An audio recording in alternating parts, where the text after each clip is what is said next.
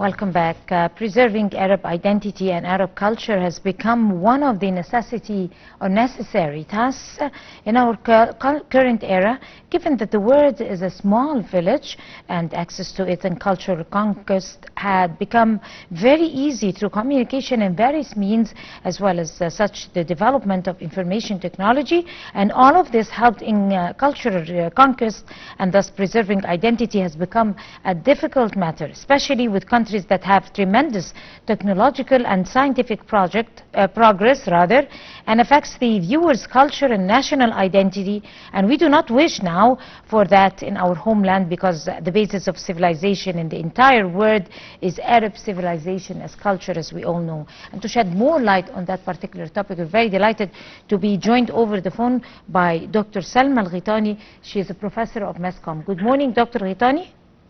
Good morning. How are you doing? Very happy to be with you today. Thank you so much. Our real pleasure. So in the beginning, the Arab Council for Heritage and Culture was established to protect Arab identity and Arab Egyptian culture, and it is affiliated with the League of Arab States. What is the gift and establishment of this council at this particular time, this very critical time? Yes, so it is very critical time indeed, not just for the Arab world, actually everywhere. As you said, the world is a small global village. All basically non-English speaking civilizations are saying the exact same thing, is that their culture and their heritage is slowly slipping away in the face of all the digital platforms and social media, and all the sort of soft power being imposed by all the entertainment media and all the social media that we see, in particularly the English language, are coming to us from different parts of the world. So it becomes much harder to preserve our heritage and our culture, especially with the Gen Z or the younger generations who are growing up with this lost sense of identity, if we can call it that. And the notion that everywhere is the same, and the cultural differences or nuances between different cultures cannot be sensed in the exact sense that was happening decades ago with our older generations, with our parents and grandparents. So it is really becoming very challenging to sort of preserve the very rich local heritage that we have, or even the Arab heritage with the different lovely Arab culture that we have across different countries in the region. So it becomes very hard to try and preserve that. And so the council that has been formed, I think, has a lot on its back to try and make it better and make it right. Yes, of course. How important is for new generations even to be in full recognition and to be taught at their early beginnings to maintain their culture, to evaluate, keep in good value, consider the value of our culture, our language, our everything that is related to our identity, because some from the new generation, some people from the new generations weren't really quite oriented with that.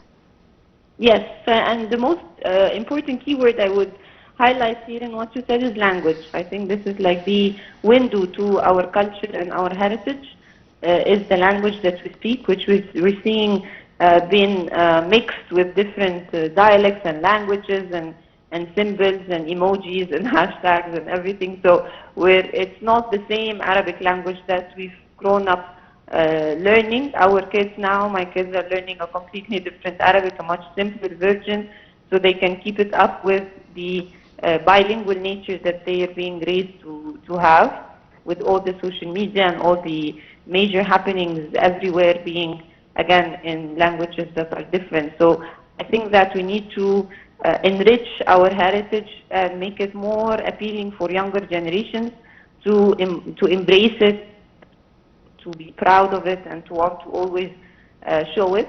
Of course, what's happening now with the war has led a lot of people to go back to the idea of local brands, local heritage, even brands with the Arabic calligraphy are now being trendy with the younger generation. So this is a step in the right direction to start and put more emphasis on our culture and heritage, even our food, for instance, or our historic backgrounds with the ancient Egyptians, our rich history, all the touristic sites that we have. We need to build on all these resources that we have that are very rich and make them very appealing to younger generations, because these are the people who in a few years will be carrying the torch, will be representing the culture and the heritage, and will be moving it forward to their kids and their grandkids. So this is the next generation we need to focus on.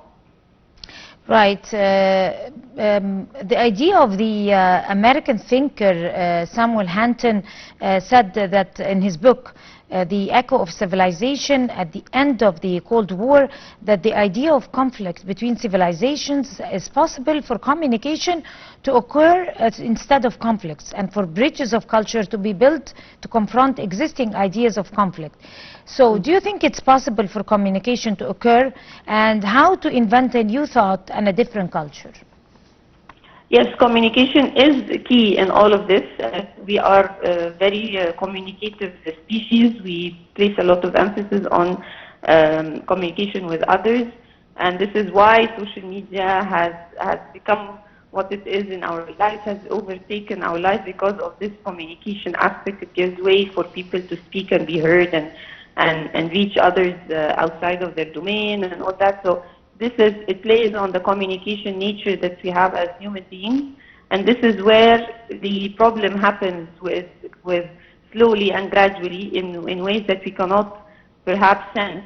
This is cultivation. We start to see slowly the emergence of other cultures, of other imported traditions that become taken as norm, and it's all very slow. This is what we call soft power. It happens within even the clothes that we wear, the types of food that we eat, the media that we're exposed to. It takes place in a very slow doses, very short and gradual doses that we don't pay attention to, until we suddenly find that our younger generations are speaking in a completely different way and acting and referring to their heritage in a completely different way than their older counterparts. So yes, communication has a very, very big role in all of this. Speaking about communication, I mean, it's very obvious now that the universal language and universal culture is only one. The one of social media, the one of technology. The one who has the best technology is the one that has the prevailing culture.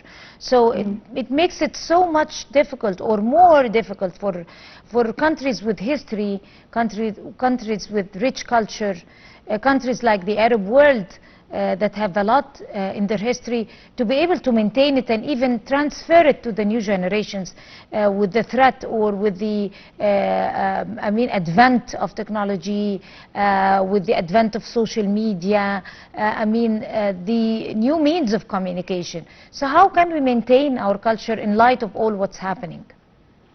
We have to invest in our minds, the great minds that we have in this part of the world. We have very, very good potential, very good calibers, very smart people, very capable and competent people. So we have to invest in them in order for them to create these technological tools and these platforms that would help us to bridge this gap and fill this void in the culture in the Arab world that we have. So if we take, for example, artificial intelligence as an example, all the major tech companies that are working on artificial intelligence tools are Western ones. They're not Arabic ones. And they're training the data that is used for the AI models based on Western data or English language data. They're now, of course, introducing translation and other forms of data, but the main bulk of data sets that the algorithms are trained on is not is not data from Arabic origin. So this already creates a gap in this tech field where we need to put more. We have the resources, we have the human resources for it, we have the minds for it. We just need to invest into making this a priority in order for us to compete with these tech companies and create our own platforms and models that would have the community standards that we set for ourselves. Right. On this note, of course, Dr. Salma El Ghetani, Professor of Mass Comm, would like to thank you talking to us on the Breakfast Show. And by this, we come to the end of this edition of the show. Many thanks to all of you. Until we see you again tomorrow morning, that's a goodbye.